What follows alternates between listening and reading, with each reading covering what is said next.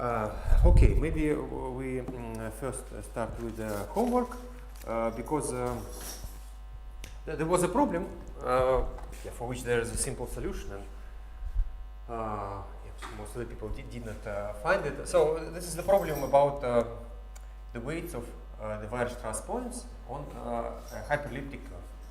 So suppose we have hyperelliptic curve, hyperelliptic Riemann surface.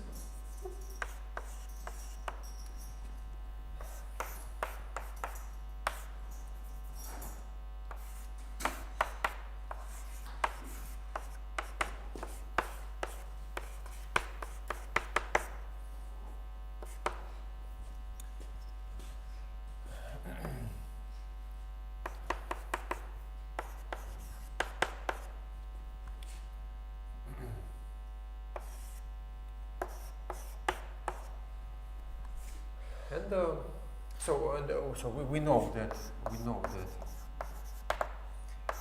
the points xi 0 are Weierstrass points.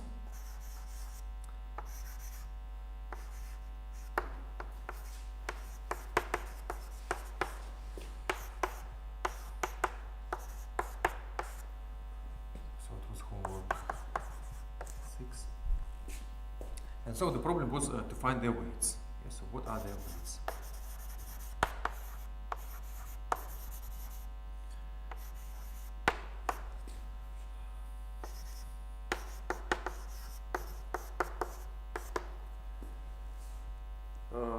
Okay, yeah, maybe you can show the solution here because your solution is nice.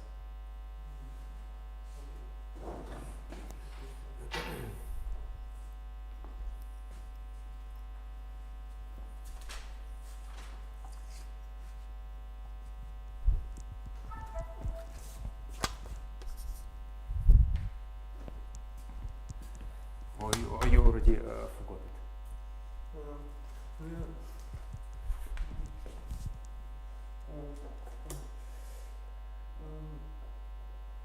We know that projection of x to the x-axis has degree 2 at points pi. And first of all, we have a basis of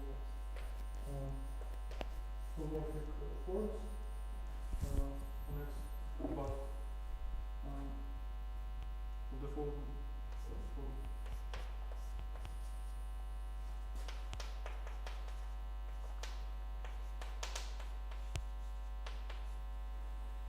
And if we projection to the x-axis has a degree 2, and it means that about near points xi 0 we have coordinates in which x is this square. We fix dot point pi and choose the local coordinate such that pi 0 and x is this square. Okay. Then our form will be as follows.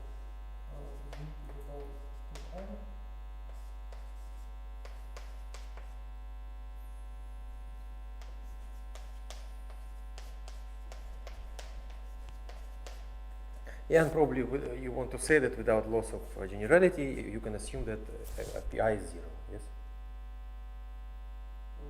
Yeah, maybe. You xi is 0, yeah. Yes. We just move it. Okay. And y z has it is 0 and order of 0 is 1 because a near point pi 0 projection to the x-axis has degree 2, and projection to y-axis has degree 1.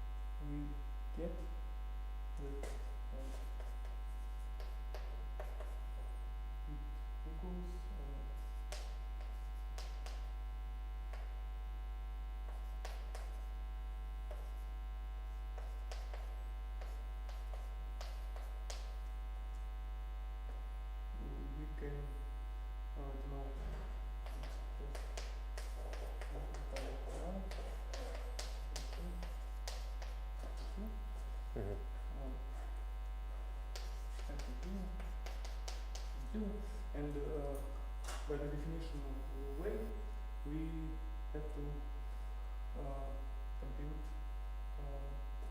Wronskian of these functions at 0 and the degree of 0. Wronskian is the determinant of a matrix of which entries are following.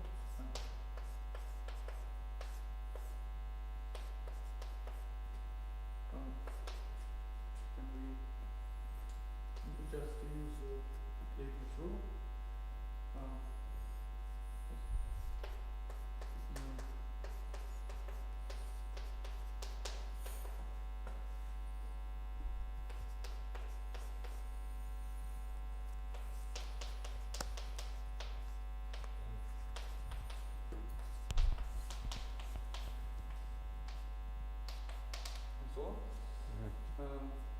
And we note that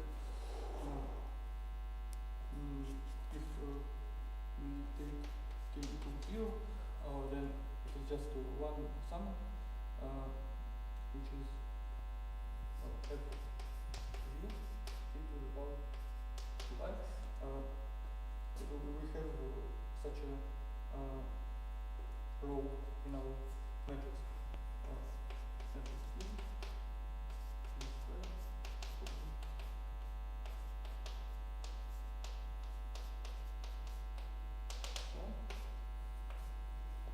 We can divide it by f of z, and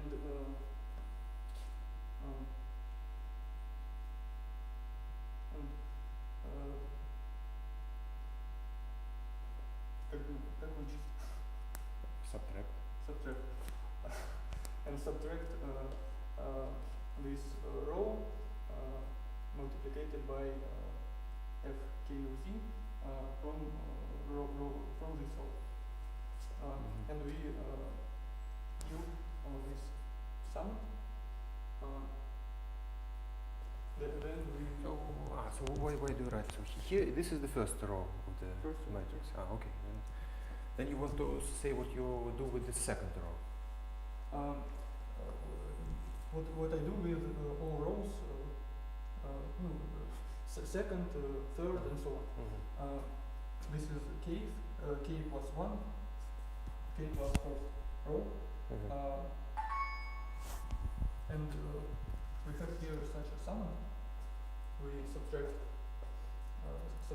this row divided by f of z and multiplied by f to the k of z. And we will get it out this sum. Then in the second row, when k equals 1, already after subtracting, we will get one sum for this one. It will be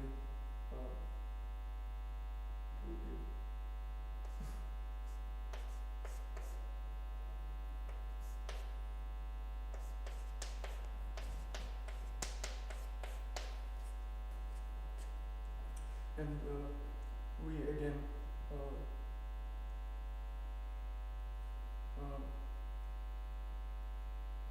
divide this row by f of z, which is not 0, multiply by this coefficient, and subtract from all the rows. And after all these separations, we will get we will kill all the sums which have at least first derivative of f, and there will be the only sum where we differentiate only z. Yes.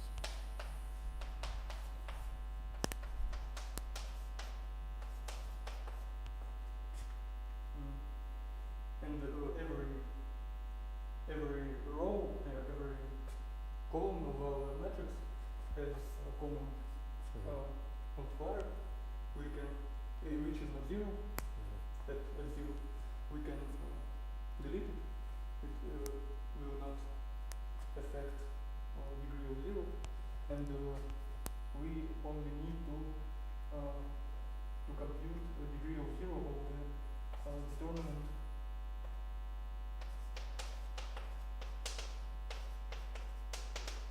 Without that.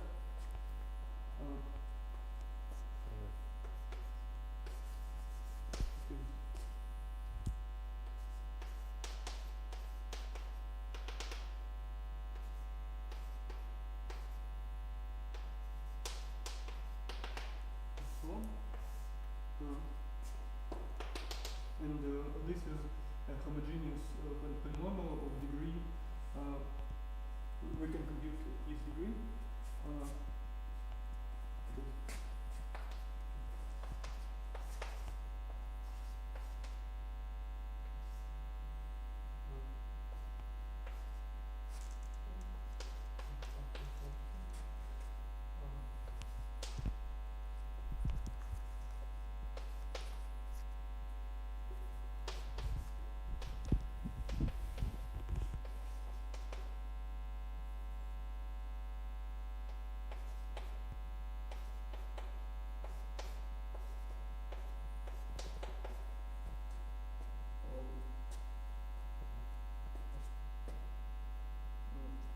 Its degree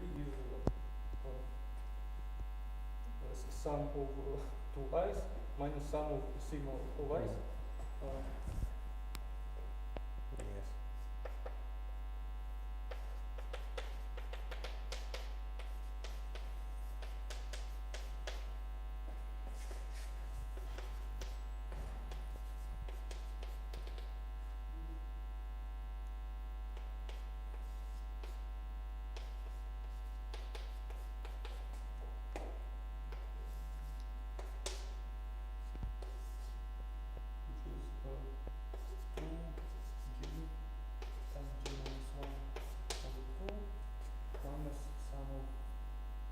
Numbers from 0 to g minus 1, which is g minus 1 over 2, which is g minus 1 over 2. And we concluded that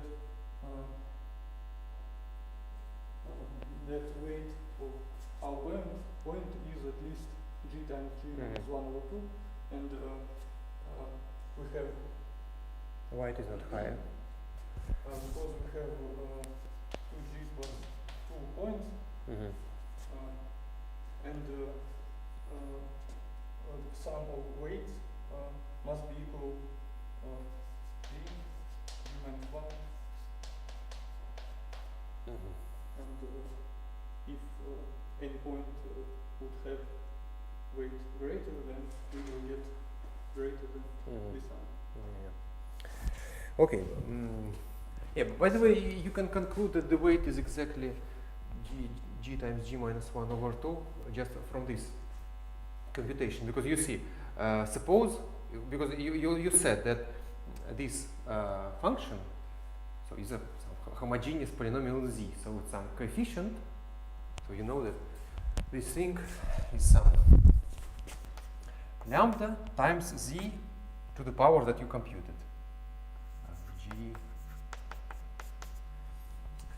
Yes? Yes. Yes, so you have just shown. But then, okay, you have two possibilities. Either lambda is z, but then, I mean, if then let us check that lambda is not 0. But indeed, we have a statement claiming that this function is identically 0 if and only if these functions are linearly dependent. So these functions are linearly independent, so this determinant is not identically 0. So lambda is not 0. So you can, yeah. Okay. Do you have any questions? Did you study the material that was before? Okay, fine. Okay, then we can discuss.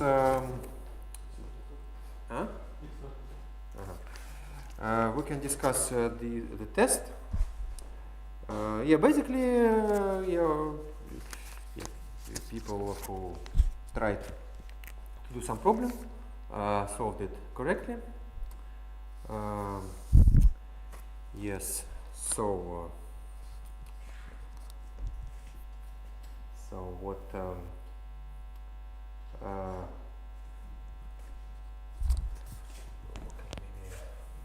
But maybe yes, I comment on the problems that people did not solve. So we have this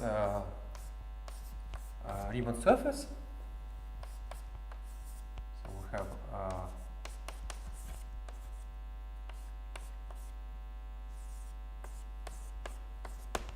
So we have this Riemann surface determined by this equation in C2. Then we compactify it by adding 4 points. So it's x, p1, p2, p3, p4. Yeah, and then first, the problem. So it was first problem. Problem A was to find the x. So, okay, I just briefly write when this guy belongs is a holomorphic. So we can consider this form. So if x is not 0 and y is not 0, then this is of course holomorphic. And then the question was when this guy extends to a holomorphic form on the whole x bar. And okay, everybody solved it. So there are only 3 possibilities. I, j can be equal to 0 minus 3, 0 minus 2, and 1 minus 3. So there are only 3 pairs such that this guy gives a holomorphic form on x bar. Okay, and then this of course agrees very good with the fact that the genius of this guy is 3. Okay, then there was problem 2 to prove that this is this point is a Weierstrass point.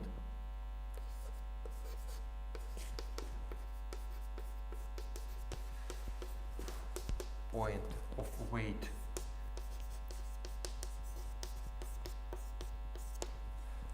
greater or equal to 2. Yeah, and indeed people also solved it. Yes, just people wrote the determinant and noticed.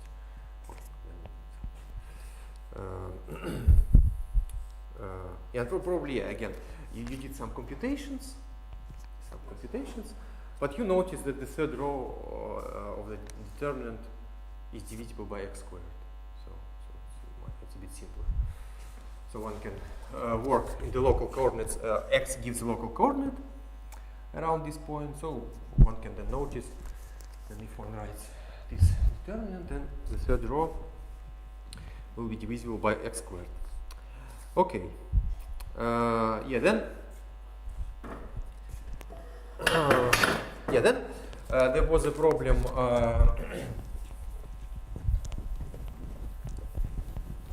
that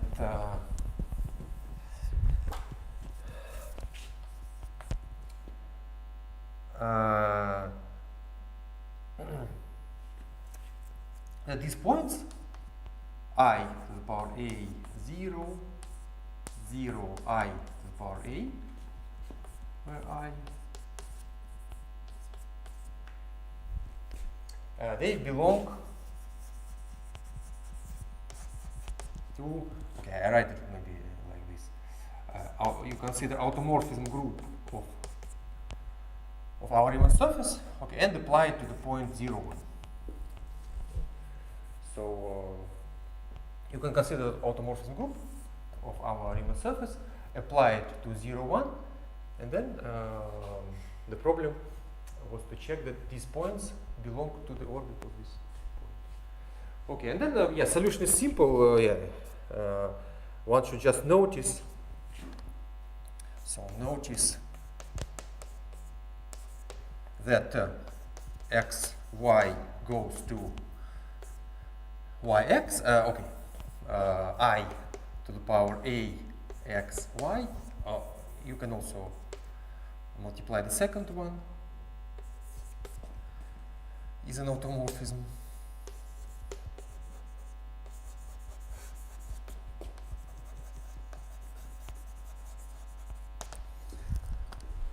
So you can multiply x and y by some fourth root of unity, and these give an automorphism. And also, if you switch x and y, then this is also gives an automorphism.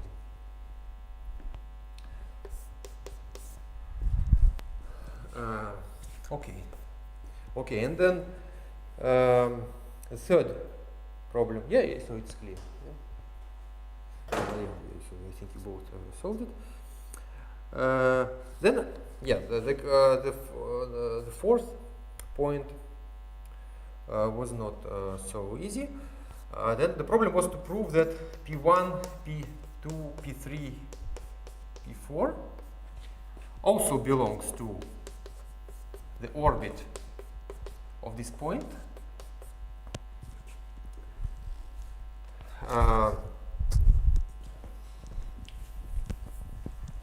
Yes.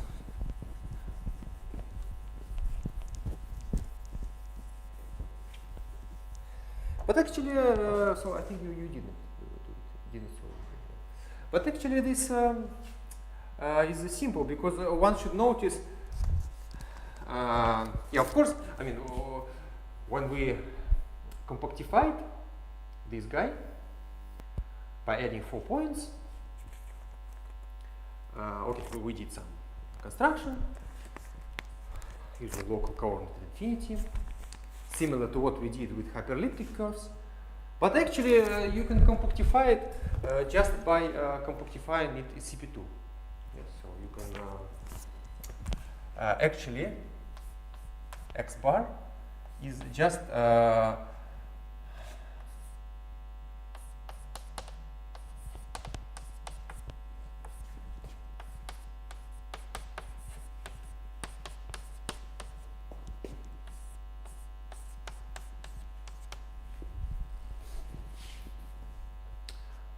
yes. Yeah? Is it clear? Yeah, then you can compactify it just like this. And then you can just notice, okay, and then your points, your 4 points, yes? Actually, your 4 points, P1, P2, P3, P4. So this set, yeah, is just just these 4 points to infinity. Yes, so when z is equal to 0.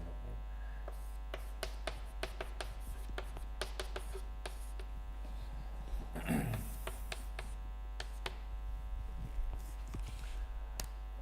Yes, yeah, and then you can just then you can just see that this is symmetric. Yes, this expression is symmetric. You can almost interchange y and z. Yes. So what you should notice? Then notice that x, y, z. What you should do?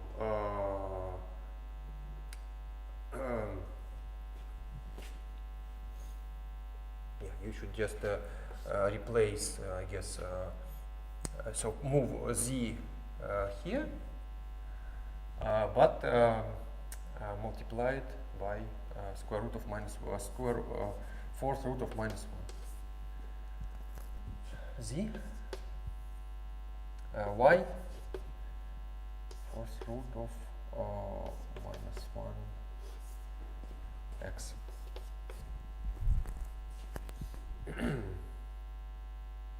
Yeah, so this is an automorphism of automorphism.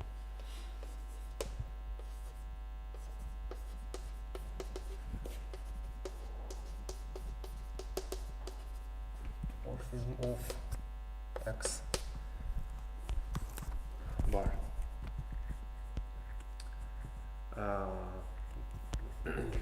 Yes, indeed, yes. So if you notice sum the fourth power of this, then it is equal to the fourth power of this. Yes, yes, and then then you just and then under this automorphism, these points, these points, these guys, I to the power a 0.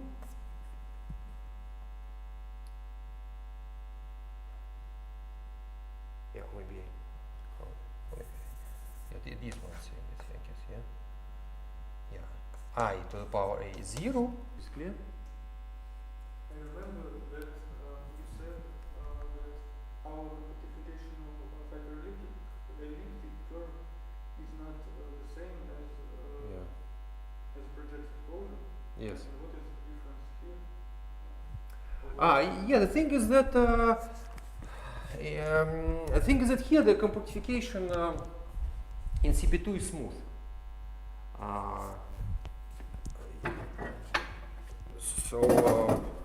Yeah, so if you can just check, yeah. So if you have indeed hyperelliptic curve y squared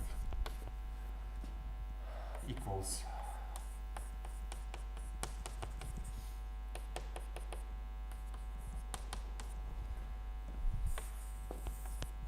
so it's in C2. So then you want to consider the closure in CP2. Then what people do? They just write a homogeneous polynomial in x, y, z of minimal degree, such that when you put z equals 1, you get this one. Yeah. So for this, what you should do? You should just then consider y squared z to the power 4g equals product x minus xi z in CP2.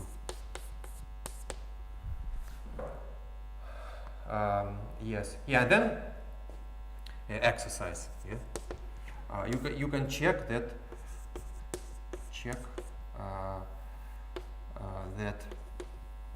The point.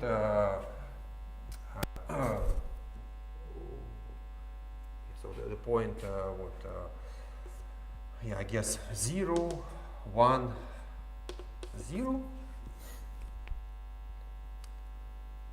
Yeah, is not smooth. So so you consider this closure. So this is now x. So okay, maybe x tilde because. So this is the closure of x in CP2. Then you can check that 0, 1, 0. Indeed, it is in. So this point is not smooth.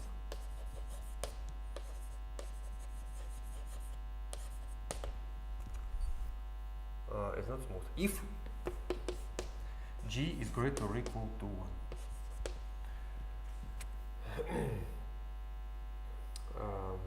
Yes.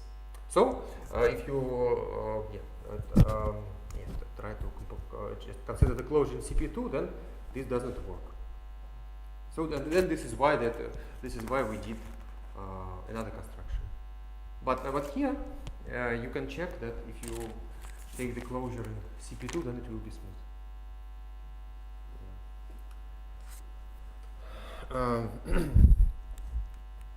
Actually, yeah, even here this is not a big problem. Yeah, if you want to construct compactification, yeah, even this is not a disaster. Do you know blow-ups of this construction in algebraic geometry? Blow-ups of complex plane? Yeah. So you can consider this procedure. So you can you want to consider compactification of this one. You take the closure in CP2. Okay, then you see that your point at infinity is not smooth. But then you can consider blow-ups Then after some steps, you get a smooth curve. So yeah, so in principle, considering closure in CP2 and doing appropriate number of blow-ups, yeah, you can actually consider you can construct a smooth compactification of any smooth plane curve. Yeah, but sometimes, as you have here, you don't need blow-ups. Okay, so any questions about this? Okay. Yes, and then why did I suggest all these problems? Because this allows without actually any more computations, to find all Weierstrass points of this of our Riemann surface. So the last point D was to find all Weierstrass points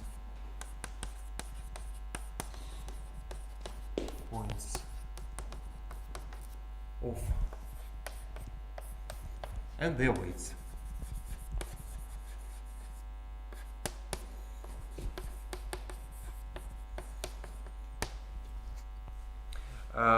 Yes, and then yeah, this is we actually have it here because because an automorphism of a Riemann surface moves a Weierstrass point to another Weierstrass point. Yep. So if you have a Weierstrass point and you apply automorphism to a Riemann surface, then this point goes to another Weierstrass point. So you, from the previous parts of the problem, you get that I, A, 0, 0, I, A, and the points P1, P2, P3, P4 are Weierstrass points.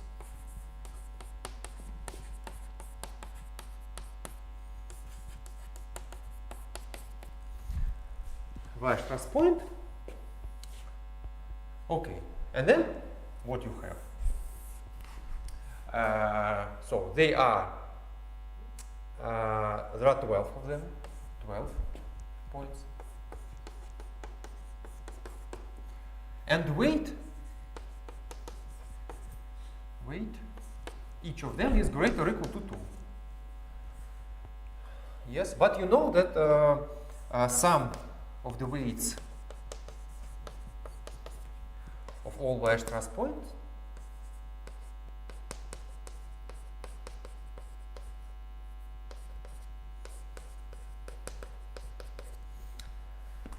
is equal to what? To what? I haven't reached that theorem yet. Okay.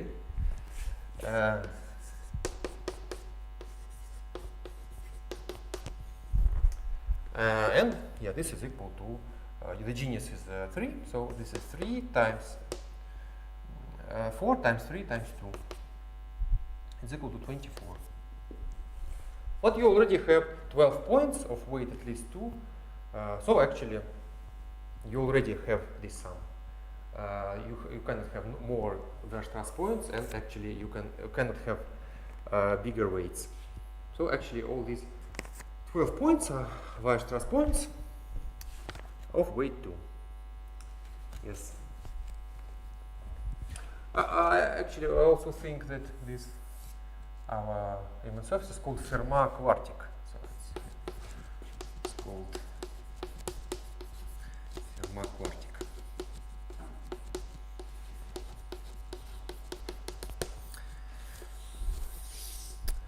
Okay.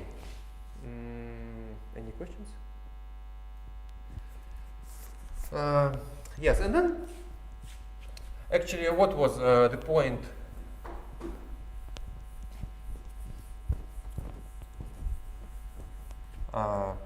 Then there was problem number 2. The problem was again about the same Riemann surface to check that y, the function y minus 1 over x gives a meromorphic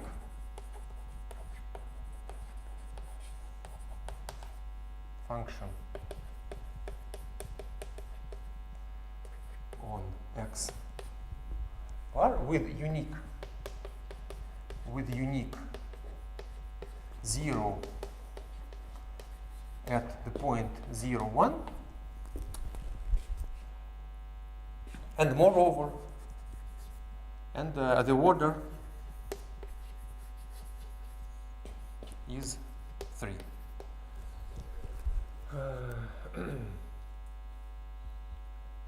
Yes, so actually, what I think you solved this problem. Why did I give this problem? I don't know. Okay. Yeah, the idea was since we checked that 0, 1 is a Weierstrass point, yeah, then the idea was to check. Okay, and in 1b we checked that 0, 1. We check that this point is a Weierstrass point by checking that this Wronskian has 0. Yes? Moreover, we will check that the order is at least 2. But then we also know that if that point is a Weierstrass point, if and only if there exists a function with a unique pole of order less or equal than g. Yes, and then okay.